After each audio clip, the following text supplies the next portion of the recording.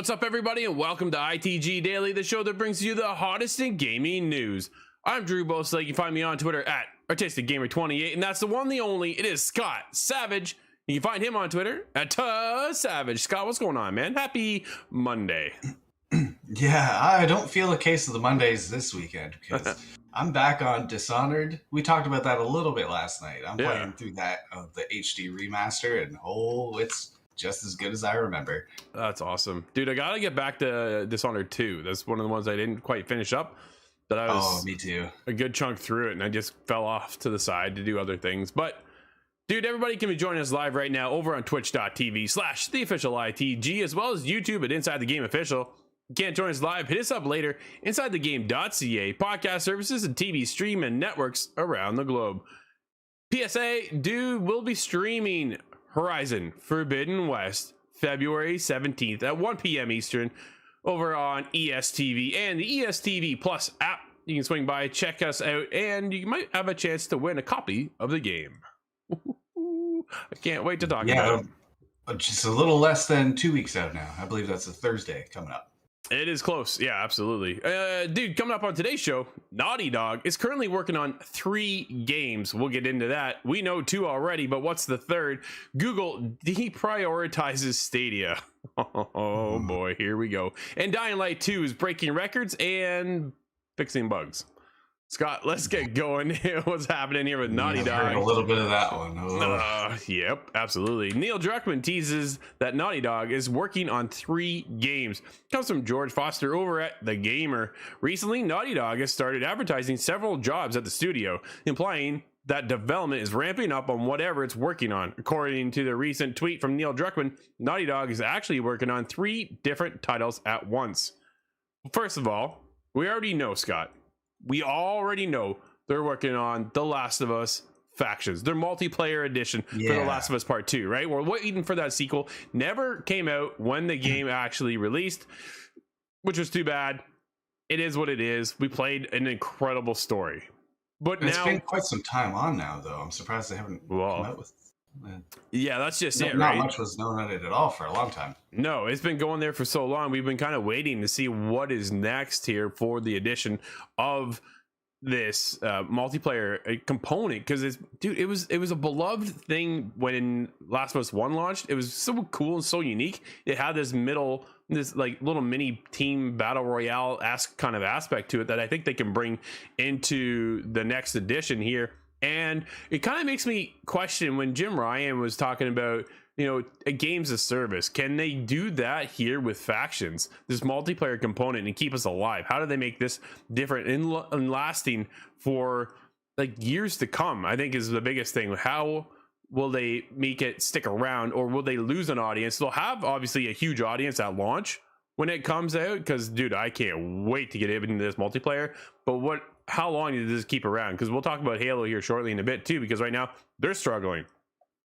Yeah, how do you keep something like that moving? It is somewhat battle royale, so that introduces a lot of options. Sure. But when it comes to, there's a few different examples you could look at, and Ubisoft runs it already with The Division would be something I would look towards, but I don't know if that's too stats based. I'm really not familiar with those titles, right? So that's fair. It's hard for me to say what they're going to look like, but I hope it just makes it finally comes out and they don't have day one troubles.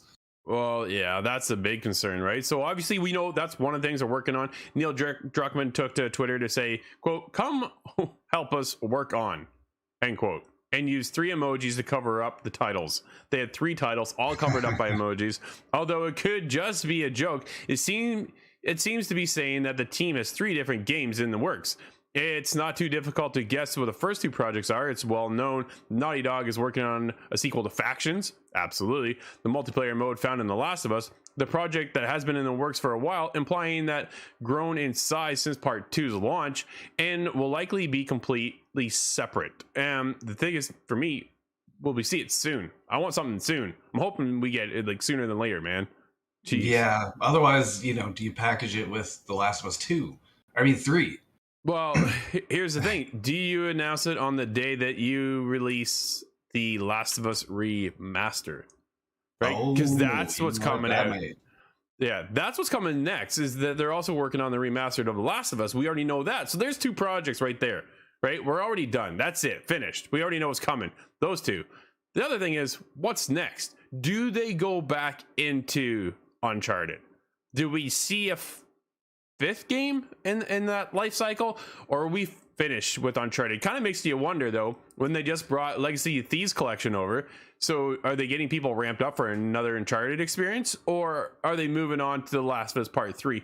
Druckmann's already stated that he's got, implementations of a story, but he doesn't have anything solid, nothing really down on paper. He just has brainstorms kind of going on behind closed doors of what that story could look like. So where are they headed next? I don't think we're going to see this 3rd one, Scott, for a while. I think what we see right now, obviously, The Last of Us Remastered is coming, and Factions multiplayer, and then how they keep the longevity of the multiplayer component up and running. And can they do what like Fortnite's been doing for years now, and just keep that community alive and striving? Dude, I know people that are back into Fortnite that have been off of Fortnite for years, but they changed it up so much and brought kind of some elements back that people are like, man, this is so good. So it's one of those things, right? What's next, Scott? What is next for Naughty Dog? I'm wondering if Uncharted is really out of reach, because they, like you said, they put together this new package and brought it out. I think it went to very good sales. So that shows me that there is interest there. It's just, at what point do they ease off the brakes? You don't want to give it, number 6 and 7 if it just isn't going anywhere. Yeah, no, absolutely. Or are they looking to invent something new, right? Naughty Dog hasn't done a brand new world since 2013. So yeah, I'm not familiar with their other IPs, really. Well, dude, it's Jak and Daxter, right? It's okay. It's The Last of Us, and it's Uncharted. 3 staples within the PlayStation library. Dude, those are huge. Oh, Jak and Daxter would be a great new game, wouldn't it? Man. Comes out looking like Beyond Good and Evil 2 look. Whoa. Yeah. Could you imagine? Holy. Oh, what like when you take a look at Ratchet and Clank, right, from Insomniac, and you see how well that game looks, runs, feels, everything behind that game is incredible. Rift Apart was one of the best games to launch on the PlayStation 5. If we can get that over with Naughty Dog, here's the thing. That's a whole other like lighthearted experience versus getting into the Last of Us world, right? That's a heartbreaking experience. That world is so in dire of just everything around it. It's a set in apocalypse. Like things are not good in The Last of Us. I was gonna say it's a little bit depressing, especially in today's age. It makes me think of what I said earlier, playing Dishonored, and is there too many parallels? How did they know? Yeah, exactly. And if that was my world, though, creating a video game based on that, you need a vacation at some point. I would welcome a nice, colorful Jak. Yeah, well, who is taking a vacation? I think it's Google Stadia. Google deprioritizes Stadia. Dude, remember that other day when my thing went filled up with seats? I just did it again. Weird. I don't know, my computer's going nuts. Google deprioritizes Stadia as it shifts to securing streaming deals. Really? This comes from Jeffrey Russo over at gamesindustry.biz. A new report says that Google is deprioritizing Google Stadia while it's in the process of shopping the cloud gaming services technology to business partners. According to Business Insider, sources told the publication that focus for leadership is now securing streaming deals for Stadia under the label Google Stream. Last year, Google pitched its technology to Destiny developer Bungie. Sources told Bloomberg that the proposal deal would have given the studio ownership over content and front-end user experience, with Google powering the back-end technology. Insiders told Business Insider that a similar streaming deal was pitched to Capcom involving its Resident Evil series. With the change to Stadia's business strategy, leadership and staff of the division have seen their roles shifted. Phil Harrison, the head of Stadia operations, now reports to Google's head of subscriptions. The shift in business operations has led to other changes in leadership, as Jack Buser, former Stadia director of games, went on to Google's cloud unit in September. Teddy Keefe, Stadia's partnership manager in Europe, Middle East, and Africa, left Google last month. Google has been struggling to hold on to users, according to Business Insider. Harrison and the leadership set a goal of 1 million monthly active users by the end of 2020. However, they missed the goal by 25%, a source told the site. during February of last year, Google closed down its internal game development efforts. Dude, that was right That's there. the That was, symbol. Yeah, that's the one we yep, saw, and we went, "Oh no, this is I kind don't of think it. we're not getting Guilt 2, and we're not getting anything else that would have been enticing." I No. I don't know who does the marketing on this kind of stuff, but Google Streams, I don't know. That's a little too on the face for me. Are you Well, allowed to call something Bespin after it's Star Wars being the Cloud City? You know, it's dude, the writing's been on the my wall here my for a inboxes while. are open. It's sad to see where who led the charge in cloud streaming is now going to take a back seat and bail, right? Because they had it, Yeah. dude. They had the opportunity to come out guns blazing, and it's not happening. Unfortunately, I really had high hopes for Stadia.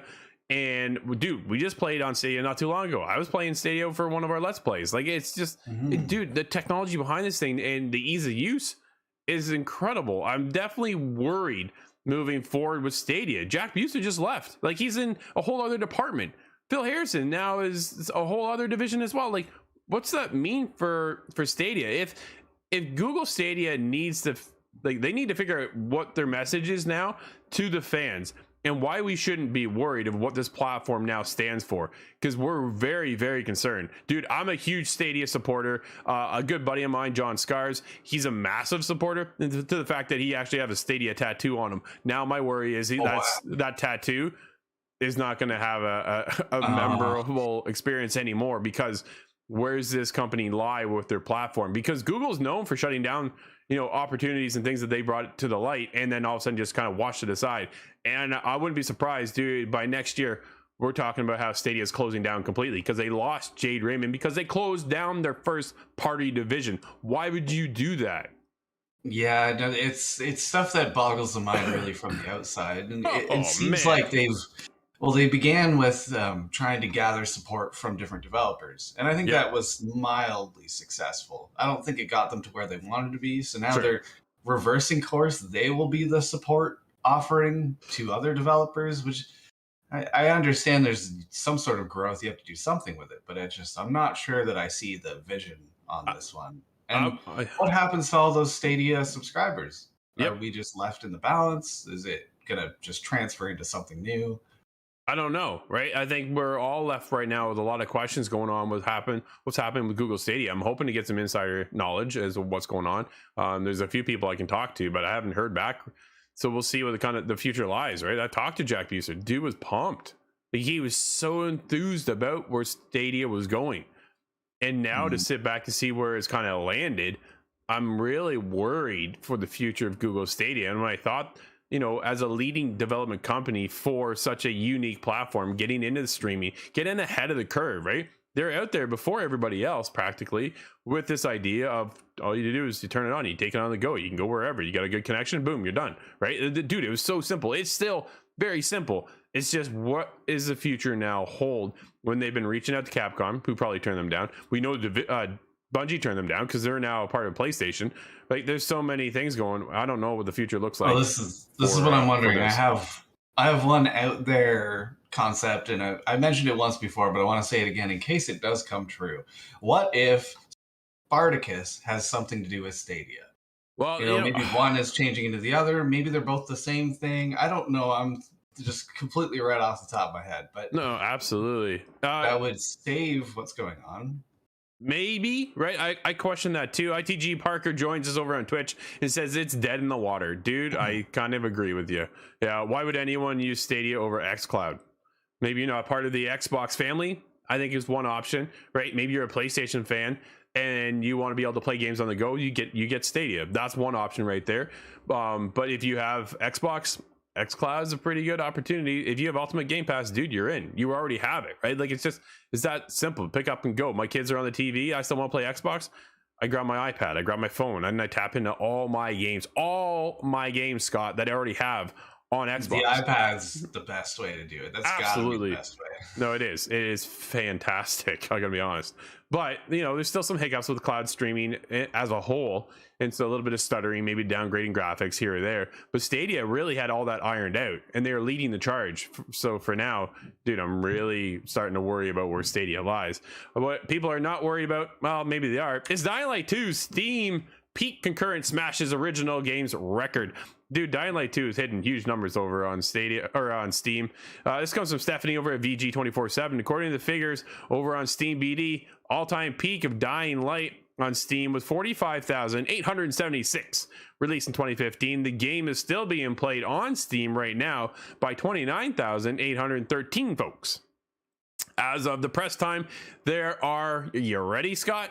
265,808 people playing Dying Light 2. So congrats to everybody over at Techland. It's going well. But Scott, we're going to roll right into the next article as well. As Dying Light 2 team says fixing disconnects and co-op is one of its main priorities. Again, coming from Stephanie over at VG247. Good news, Nate. They are aware. Well, yeah. Well, so I saw Nate kind of having a bit of a hard time last night. 2 hours trying to connect with co-op experiences, right? That's a huge problem when you're trying to play Dying Light 2 co-op and it's not working. Techland is aware of disconnection issues plaguing Dying Light 2's co-op, and a fix for it is on the top of their list.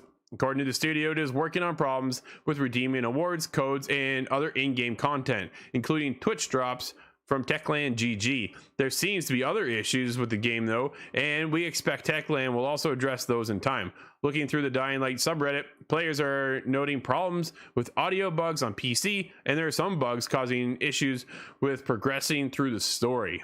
That's a massive issue as well, but hopefully they'll fix it soon, Scott. It's Nate puts so frustrating. I don't doubt it. I feel your pain.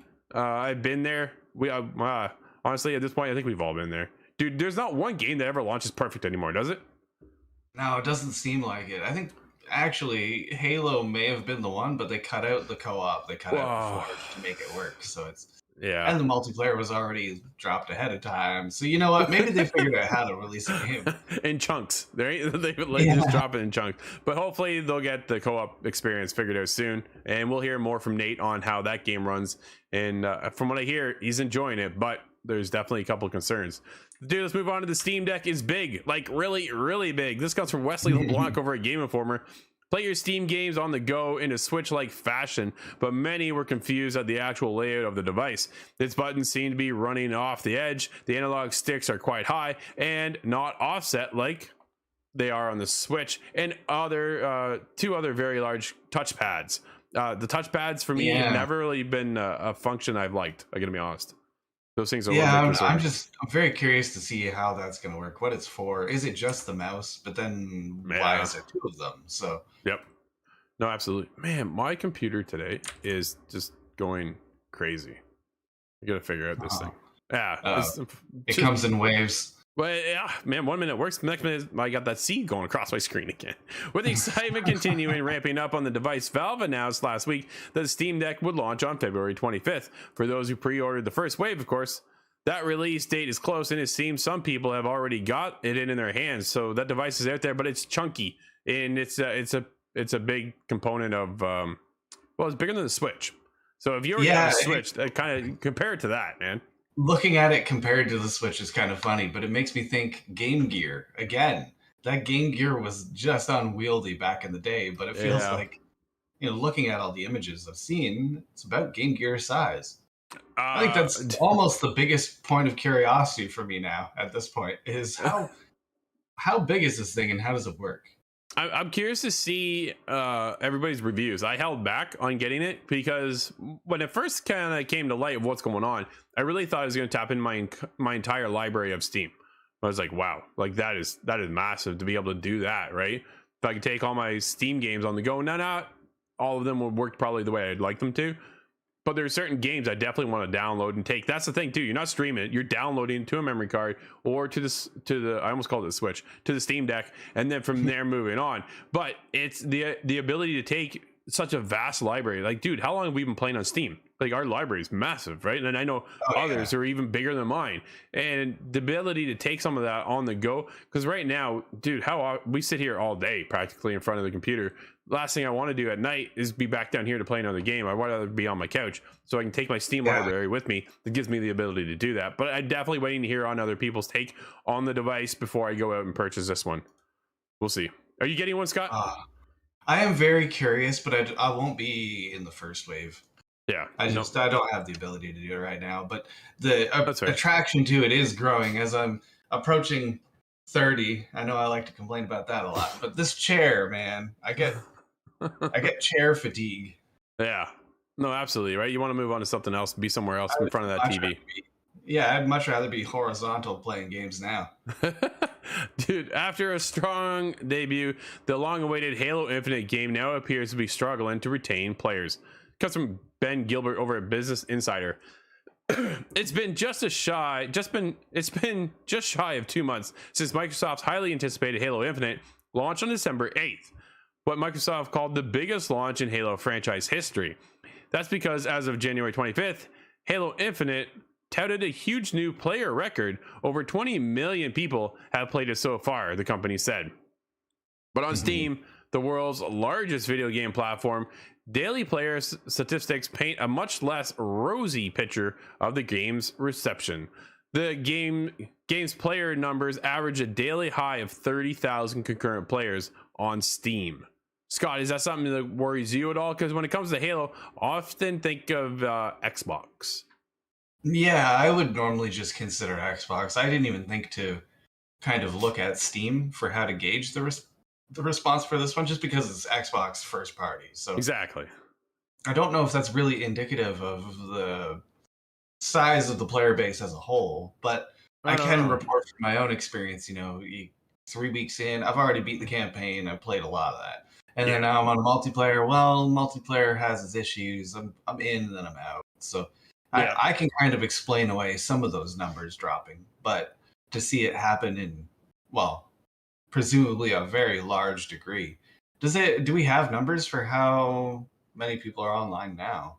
I'm not seeing any information actually, but no, that's a significant drop from where it was at launch when it ranked as one of the top 5 most played games on the platform. That's the biggest thing, right? When it launched on Steam, dude, it was huge.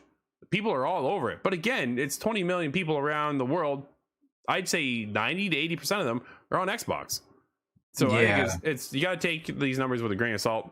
Curious to see where it lies. We all know that Halo's got some things to sort out when it comes to their season pass and all that kind of stuff, and working out the grinding system for the XP, and they're still fine tuning. I think that's the biggest thing though, is don't think that 343 is not listening, right? Because they are. They're working hard to figure out, what do we do to keep the player base. But again, dude, nobody's done it better than Fortnite. Yeah, that's true. I just I wish we could have a game that just dropped with the enjoyment of playing the game. You know? And there was once a time way back when I remember when there was no XP grind and you just play the game. Yeah, I get that too. But now, like, I'm playing so many games. I'm like, okay, what am I going to do next? What's my goal? What's my achievement? Sometimes it's campaign, so it's just story content, and you're looking to get through the game, and that's fine, and then you're done. But other times, I was like, okay, I need some sort of objective, especially when it comes to a multiplayer game. For me, just going out and shooting up against other people that I don't even know can only last for so long. So how do you kind of keep that engagement going? The introduction of season passes, I thought, were a very cool addition. And if you're a big Halo fan, man, to custom out your Halo multiplayer characters are going to be cool. But dude, I found the grind to get some of that gear was just, it almost seemed too daunting and impossible. Oh, that is the thing they have to tweak, I think, is the armor. The armor customization is the main unlockable, I think, in the game. Because you're not unlocking a red dot scope for your gun. No. So there's not many opportunities other than armor. But that's the big point of complaint, is that grind for it, the challenges. They've changed it a few times now, and I'm not even sure where it's at anymore. But it's a fine line of balance, right? And that's what it comes down to. It's all about timing, Scott, just like the timing of this show, as it's over for today. Everybody, thank you for hanging out with us. This has been ITG Daily, the show that brings you the hottest in gaming news. You can always join us live over on twitch.tv/ITG the official ITG, as well as YouTube at Inside the Game Official. But if you can't join us live, hit us up later. InsideTheGame.ca podcast services and TV streaming networks around the globe. Don't forget, February 17th, we'll be streaming Horizon Forbidden West. Swing by for your chance to win a copy of the game. Till tomorrow, everybody, I'm Drew, that's Scott, and we'll see you inside the game.